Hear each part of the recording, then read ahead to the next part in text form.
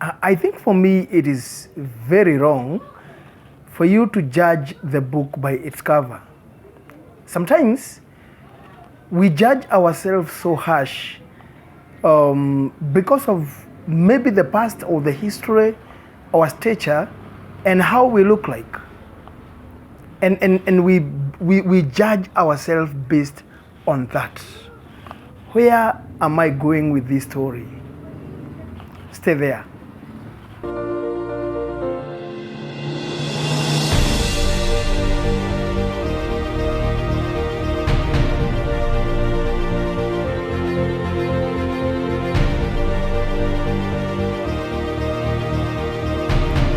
Now, there was this one day, I lost my ID. And I went to the police station to report so that I can get what do we call it?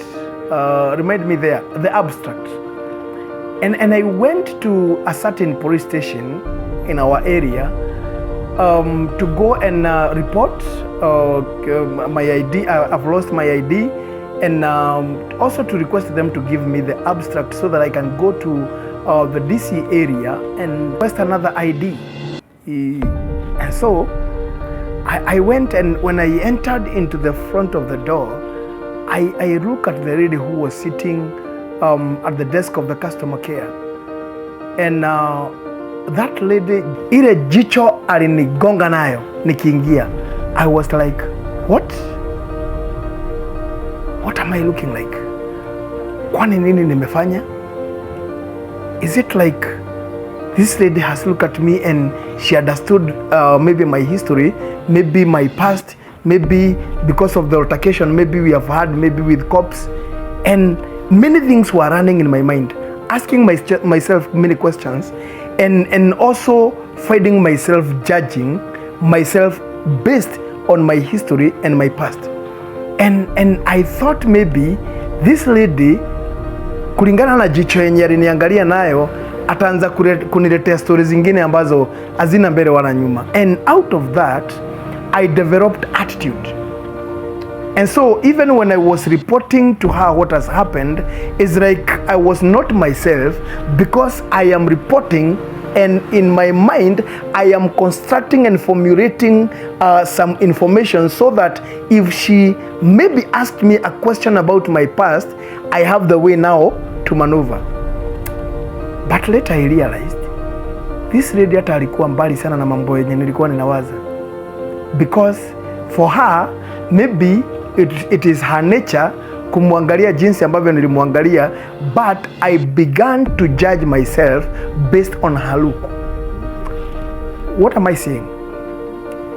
In the book of Numbers chapter 13, there is a story there, the story of 12 guys who are chosen to go and spy the promised land in Canaan. And Moses chose them, 12 of them. Every guy, each one of them from representing a tribe. And they went. And for 40 days, they spied that land. They went everywhere. They went from Horeb to Gilead to, everywhere. And they saw a good land. A land with fruits, a land with honey, and a land full of milk. And they saw a nice land, the promised land. And to a point that they carried the grapes and pomegranates. And they came back to where the children of Israel were camping. And they came with a certain report. They told Moses, we saw a very good land. A land with honey, with milk, and a land with fruits. It is a very good land. But one problem that we saw there is that there are guys who are living there. Those guys are big. Those guys are giants. The descendants of Anakites are living there, the Nephilims. And I don't know if we can overcome them. And even when we were looking at them, we saw ourselves looking as we were grasshoppers. this story is a very interesting story in this way, that you look at someone, you look at something, you look at a business you want to start, and you begin to fear. That judgment is out of fear. You fear and you begin to judge yourself by your status, by your stature, or by your history, or maybe by your past. These guys, they saw the Nephilims, but they say, by the way, hakuna vile tunaweza pigana na hawa watu. Hawa watu hatuwezi washinda, ni wakubwa kiasi ya kwamba wenyewe walikuwa wanajiona kama grasshoppers. And my question was one, when I read that scripture, the question that comes in my mind is one: who told them that we are looking like grasshoppers? It was their judgment. Who said that there was no way they could have defeated those guys, the Nephilims? It was by their judgment. Maybe if those guys could have saw them coming, pengine wageshikajia wahepe. But these guys, because of fear, they were overcome by their fear, and they were seeing themselves as grasshoppers. Can I tell you something? Whenever you hear a word as or like, it is not a reality. It is a comparison. Those words stands for comparison, and comparison is not a reality. When someone comes and say that, you know, you look like a certain guy called Peter, have you become Peter? No. I remain Sam, but this guy is trying to compare me with someone he saw somewhere. Is that a reality? No. As we come now to end 2023, there are things that we have to live in 2023. And as we prepare to usher 2024, there are things we need to embrace, but there are also things that we need to let them go. There are things we need to get rid of them. One of them is fear, because fear will always remind you 2023 the way you failed, 2023 the way you were defeated, 2023 jinsi ambavyo haukuweza. Now maybe you have a plan. Sometimes the reason people fail to fulfill their resolutions, it is because of fear. Because you want to start a business, but when you think about the person ambaye ameweka biashara kama hiyo na jinsi ambavyo anakuambia struggle za hiyo business, unasema ai, hii mimi siezani. This is hard for me and I don't know if I can do this. Maybe you are judging yourself because you tried at one time and you failed in the past, and now you start to judge yourself by that past, saying I tried one time this thing and I failed, and I don't want to pour all my investment here and then I fail again. I think we need always to judge things out of lessons, not failure. Because when you see yourself as a failure, psychologically, mentally, then physically, you will actually fail.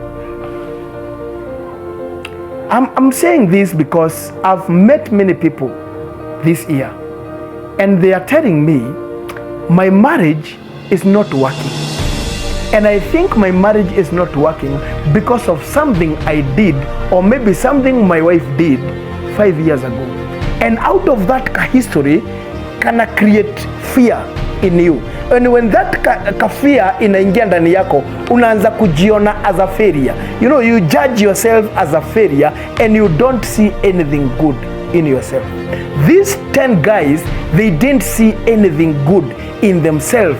They didn't see any ability to overcome the Nephilims. But there were 2 guys. That is Joshua and Caleb, son of Jephunneh. They said, no, wait. But we can overcome them. because our God promised our fathers that this land is ours. We can overcome them and we can go there and defeat them. Now the problem is like their voice were only 2 against 10. Maybe the reality was entering into the Israelites, into the whole congregation of Israelites of these 10, based of the argument of these 10. But what about Caleb and Joshua? Maybe what they were seeing and what they were saying, was not the same like how the whole congregation of Israelites was seeing. And let me tell you, never follow the judgment of many people, what they say about you and about life.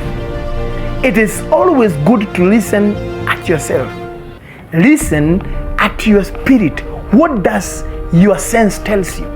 What does your spirit tells you to do? When you listen to God and He tells you you need to pursue, do you need to be overcome by the fear, or do you need now to actualize what the Spirit is telling you and do that? You know, I like the judgment of David, King David, when he came from the war fighting with Philistines, and he came in Ziklag together with his men, and they found the camp in Ziklag has been burned and all things have been carried away by the Amalekites. And one thing David did, though the whole congregation, the multitude, the group of the people were murmuring and complaining and planning even to stone David, what David did is to go back to God and listen to God. And he asked Abiathar to give him the effort, and he asked God, do I have to pursue them or do I have to stop?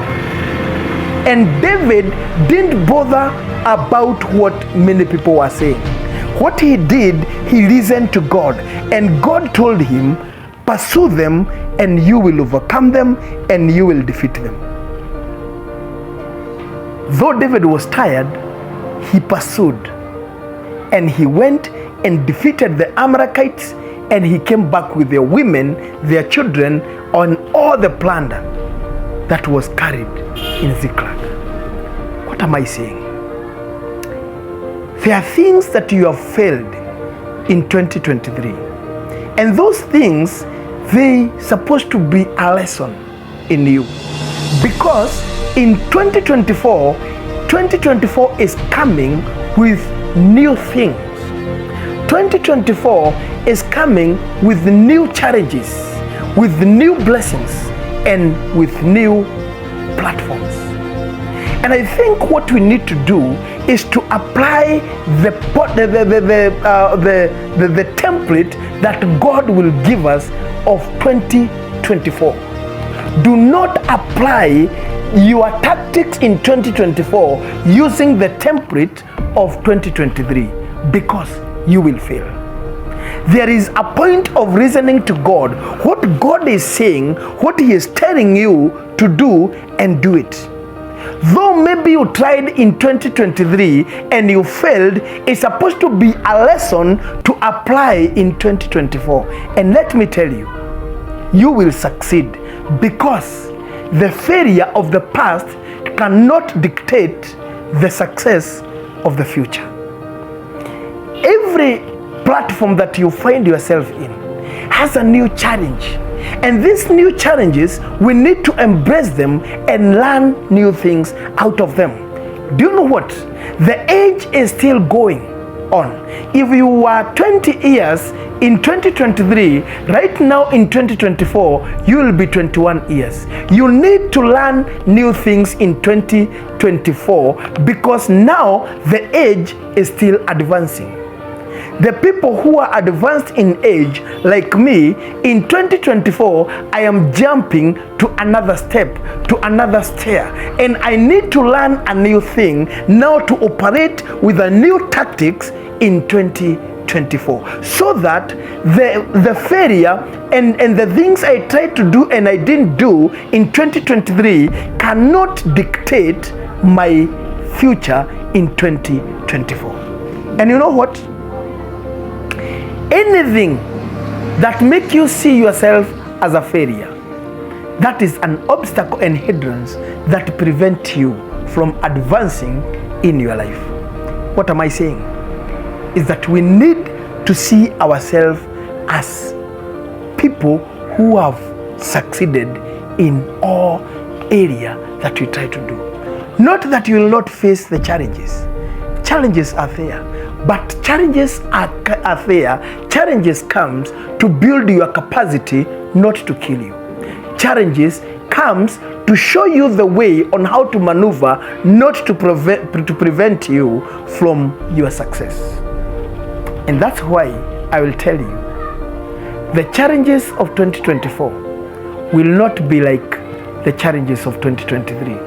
What you need to do is to learn the new tactics of operating in 2024. Na usiogope majitu, kwa sababu majitu yapo. Those challenges are the giants. And those giants, you can only defeat them by trusting in yourself, trusting in the capacity and the ability that God has given you, not listening to the outside voices, to the outsiders, what they are saying about you. Let me tell you, no one will ever be happy because of your success. It is you only who will be happy for yourself because of your success. Thank you.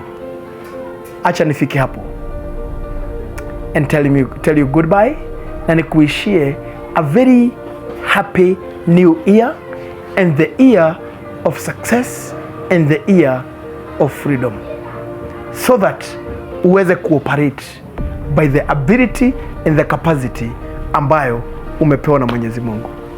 My name is Sam K Washuri, na utakuwa unakutana tu na mimi hapa katika kukupatia mambo ya kukutia moyo, na nikualike hapa Satellite Shopping Center katika church ambayo inaitwa Fountain of Salvation Church. We will be having a half kesha on 31st. We will be having a service during the day from saa 4 mpaka saa 7, and then during the night kutoka saa 4 usiku mpaka saa 7 tutakuwa na half kesha ambayo tutakuwa tuna usher in 2024. Thank you. See you there.